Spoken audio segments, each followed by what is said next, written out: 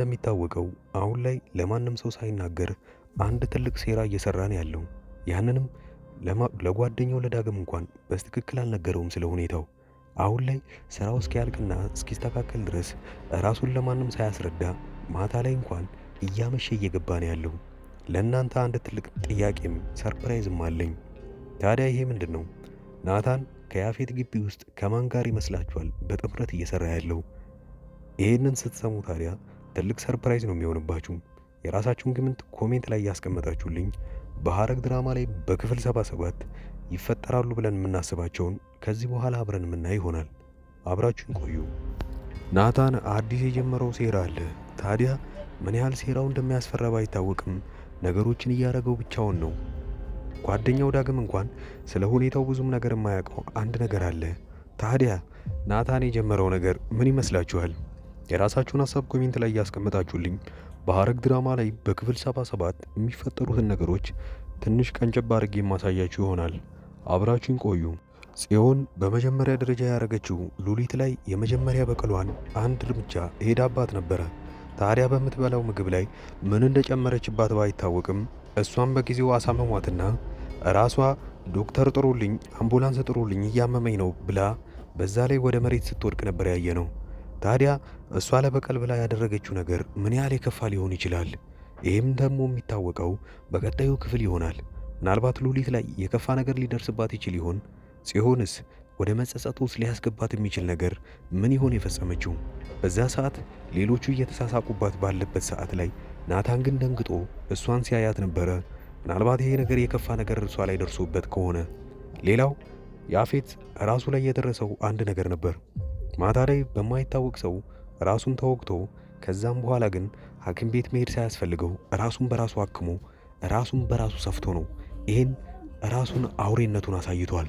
ኤፍራታም ሁኔታው አስገርሟት ወደ ጽዮን ደውላ ናታን ነበረ የት ነበረ ማታ ላይ ብላ ጠይቃት ነበረ። ጽዮንም እንዳወቀችው የጠረጠረችው ነገር ስለነበረ ማታ ናታን አምሽቶ እንደገባና ያንንም ነገር እንዳልነገረቻት በሆዷ ይዛ ዝም ነበር ያለችው።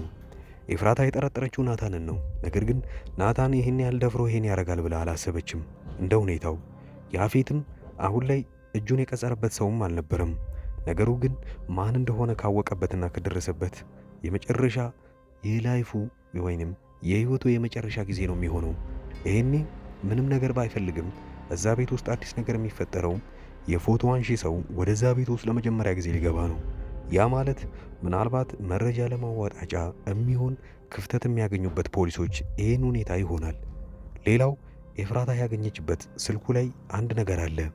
የድርጅቶቹ የኮንታክት አይነቶች።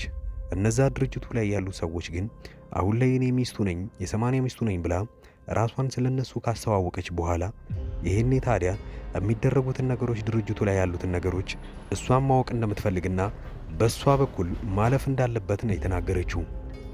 ኤፍራታ ያደረገችው ነገር እንደው ምን ያህል እውነቷን ምን ያህል እየታገለች እንደሆነ የሚያሳይ ነገር ነው።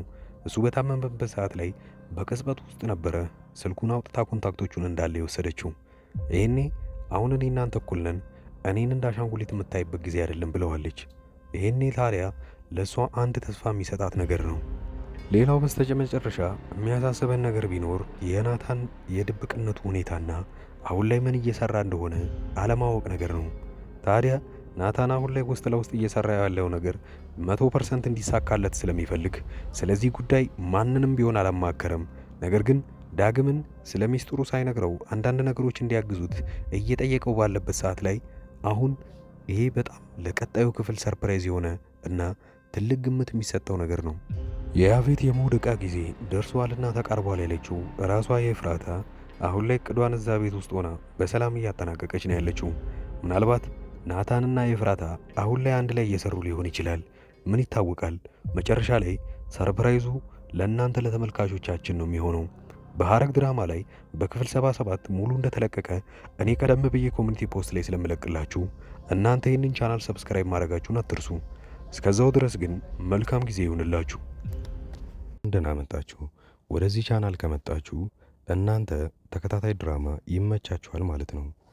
ከተከታታይ ድራማ ውስጥ ኢትዮጵያ ውስጥ ሆኖ አሁን ላይ በጣም አሪፍ እይታ ያላቸውና አሪፍ ተቀባይነት ያላቸው ድራማዎች አራቱን ልንገራችሁ።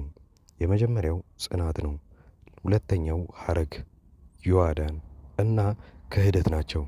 የእነዚህን ተከታታይ ድራማዎች ካልጀመራችኋቸው እኔ አጠር ያለች ማብራሪያ ስለ እነሱ ሰጥቻችሁ ደስ ያላችሁን ድራማ እናንተ ትጀምሩታላችሁ።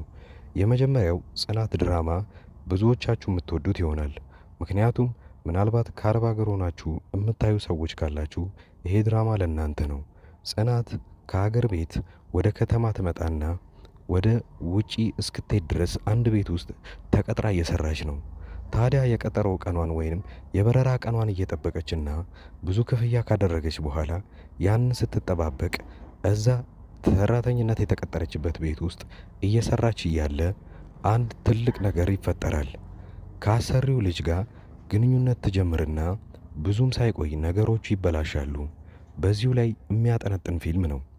ሁለተኛው ሐረግ ድራማ ላይ ሁለት በትንንሽነታቸው የሚታወቁ በአባት አንድ የሆኑ ወንድማማቾች ነገር ግን ካደጉ በኋላ በጣም ትልቅ ጠላት ሆነው እዛ ላይ የምናየውን ነገር አብረን እናያለን።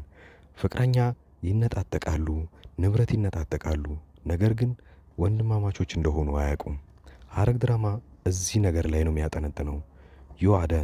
ዮአዳን አንዲት ምስኪን ሴት በባህል ሀብቶችና በትልልቅ ሰዎች የእሷ የሆነን ነገር ለመንጠቅ ሲሞክሩና እሷ ግን ብልጠትነቷን ከነሱ በላይ የምታሳየቸው ፊልምና ብዙ ታሪኮች ያሉበት አሪፍ ድራማ ነው።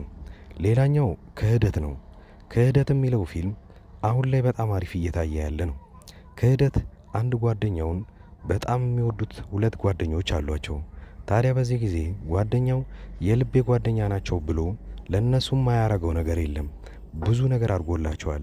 ነገር ግን ትንሽ እንደቆየ ይታመምና በጣም እርዳታ ሲፈልግ ከጓደኞቹ የሚጠብቀውን እርዳታ ሳያገኝ ይቀርና ይልቁኑ በዛኑ ልክ ይጠቀሙበታል። ይሄኔ ታዲያ እሱ ካወቀ በኋላ ምንን ማድረግ እንዳለበትና እንዴት ከነዚህ ጓደኞች ሊበቀል እንደሚችል የሚያሳይ አሪፍ ፊልም ነው። አሪፍ ጥራትና አሪፍ ኳሊቲ ተደርጎበት ካራክተሮችም በጣም አሪፍ የሆኑና የሚያጓጓ ፊልም ሐረግና ክህደት ናቸው። ሁለቱ ፊልሞች ምንም አይነት ንዝናዜ ምናምን ሳይበዛባቸው ወሬም ሳይኖራቸው ቀጥታ ምንም አይናችሁን ሳትነቅሉ የምታዩት ፊልም ነው። ሌላኛው ጽናት የሚለው ፊልም ታሪኩ አሪፍ ሆኖ ነገር ግን ብዙ ወሬዎች ስለሚበዙበት ምናልባት ፊልሙ ሊሰለቻችሁ ይችላል።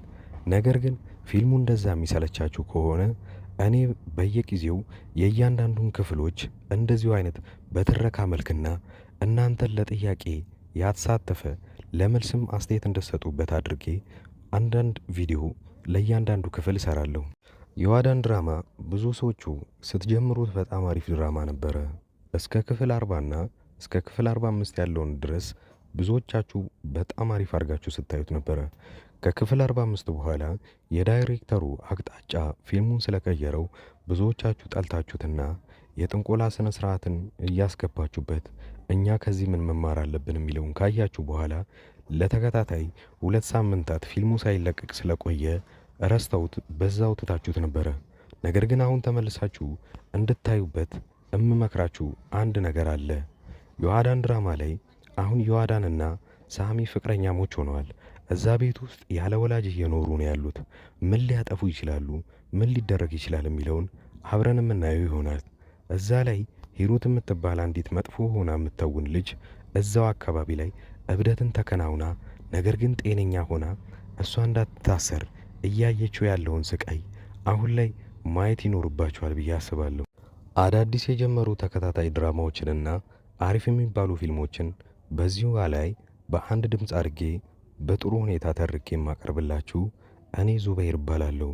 የቻናሌም ስም አዳዲስ ይባላል። እኔን ለማበረታታት ሰብስክራይብ ማድረጋችሁን አትርሱ። በቅርቡ 50 ሺህ ምንገባ ይሆናል። አሁን ላይ 40 ቤት እንዳለን አትርሱ።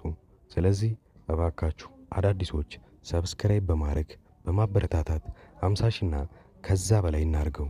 የእኔ ቤተሰቦች አብራችሁኝ ስላያችሁ ከልብ አመሰግናለሁ።